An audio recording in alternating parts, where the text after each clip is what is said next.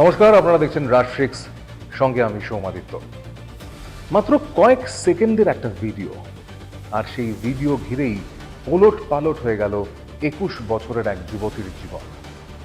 Social মিডিয়ায় viral হওয়া একটি ভিডিওকে কেন্দ্র করে চাকরি হারানো, সামাজিক চাপে পড়া এবং মানসিকভাবে বিপর্যস্ত হয়ে পড়ার অভিযোগ তুলেছেন নিউ টাউনের একটি রিয়েল এস্টেট সংস্থার প্রাক্তন কর্মী রিয়া বসু।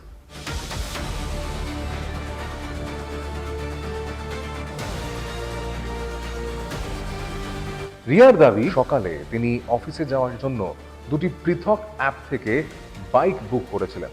প্রথম বাইক রাইডার আগে সাড়া দেওয়ায় তিনি অন্য বুকিংটি বাতিল করে দেন।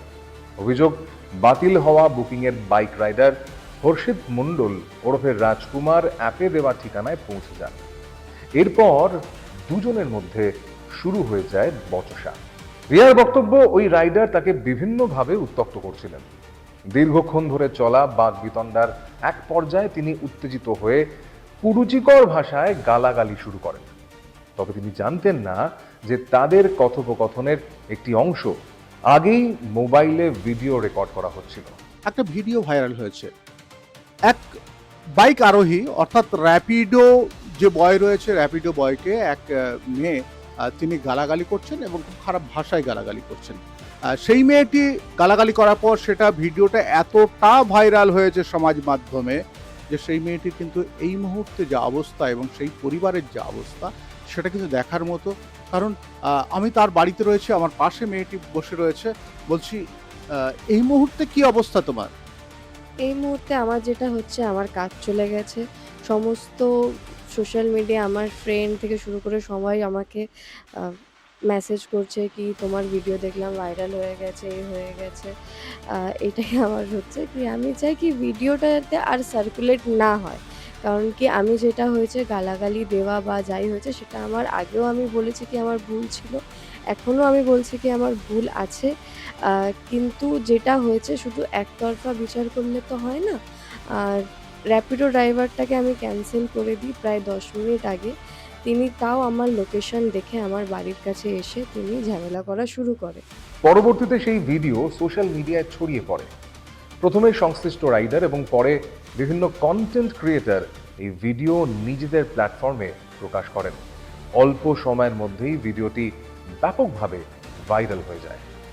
রিয়ার অভিযোগ, ঘটনার পর বাইক রাইডার থানায় গিয়ে তার বিরুদ্ধে অভিযোগ দায়ের করেন। পরে বিষয়টি মিটমাটও হয়ে যায়, কিন্তু সন্ধেবেলায় আবার কয়েকজনকে নিয়ে তার বাড়িতে যাওয়ার অভিযোগ ওঠে ওই রাইডারের বিরুদ্ধে। পরিস্থিতি উত্তপ্ত হয়ে উঠলে পুলিশ ঘটনাস্থলে পৌঁছে পরিস্থিতি নিয়ন্ত্রণে আনে। এই ভিডিও ভাইরাল হয়ে যাওয়ার পর পরিস্থিতি আরো জটিল আকার ধারণ করে। রিয়ার দাবি, তার ছবি এবং ভিডিও ব্যবহার করে সোশ্যাল মিডিয়ায় নানা ধরনের প্রচার চালানো হচ্ছে। এর ফলে তিনি, তার বাবা এবং তার মা চরম মানসিক চাপে রয়েছেন। করে দেয় বলতে অনেকে করে না, যে এইগুলো ওর একটা বদনাম হচ্ছে, ওর একটা এই হচ্ছে যেগুলো ওর জীবনে কোনোদিন হয়নি। হ্যাঁ, হ্যাঁ, এরকমই কিছু।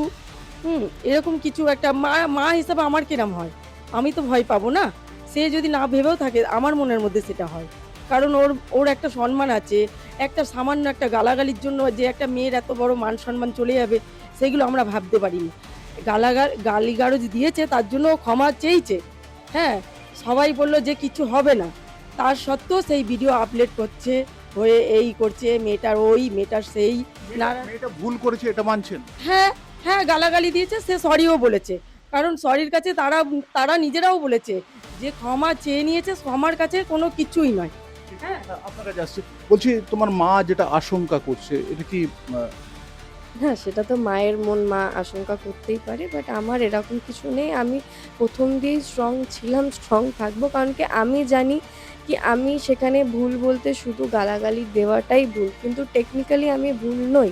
এমনকি রিয়া যে সংস্থায় কাজ করতেন, নোভেস্টা গ্রুপ, সেখান থেকেও তাকে ইমেল মারফত চাকরি থেকে বহিষ্কার করা হয়েছে বলে অভিযোগ।